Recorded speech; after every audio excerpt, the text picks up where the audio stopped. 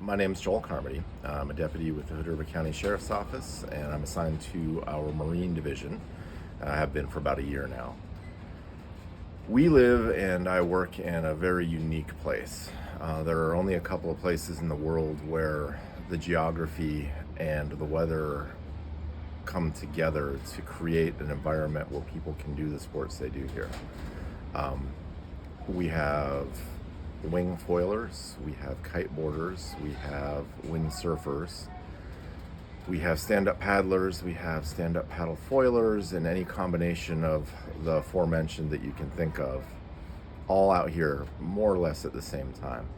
And then we also have motorized boats and sailboats, and we have barges that come through on the regular, all through this relatively narrow 1 mile-ish stretch of river.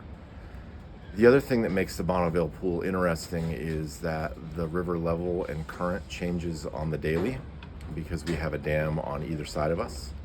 And then we add into it the storied gorge winds that can go from dead calm to 35, 40 knots in minutes. I've seen it happen. I've been on the water when it happens. All these things can come together to make it a very dangerous place.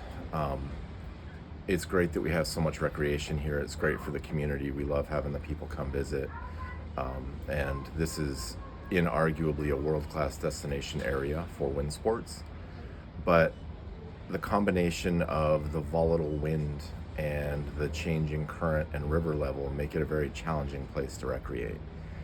People really need to be aware, and the number one piece of equipment I wish they would all have is life jackets. Life jackets will save your life in an emergency, and in the event that you need one, there's rarely time to get one on, unfortunately. Second thing I wish people would have is I wish that they would take the time to take some lessons and understand exactly what goes on with the geography and the wind here. There's plenty of venues here locally that will be happy to teach you these things. They'll also teach you how to self-rescue if you have an equipment failure, or if unfortunately people get hurt out there. Most people aren't carrying their cell phones. When we get a 911 call about somebody who's hurt out in the middle of the channel, usually that caller is calling from the beach and they don't really know the circumstances. And it's not like a car crash or something where the crash isn't going to move. When people are in the water, they move. So based on our response time, they're not going to be in the same spot as they were originally reported to us. And a lot of the time it'll just be yellow kite or something like that, and there'll be 100 yellow kites out here on an average Saturday.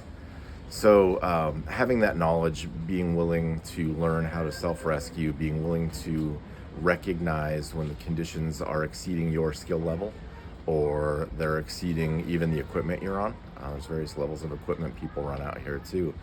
And knowing when to come in is really a big deal, which is frankly consistent with all water use, but particularly here because the conditions can change so rapidly.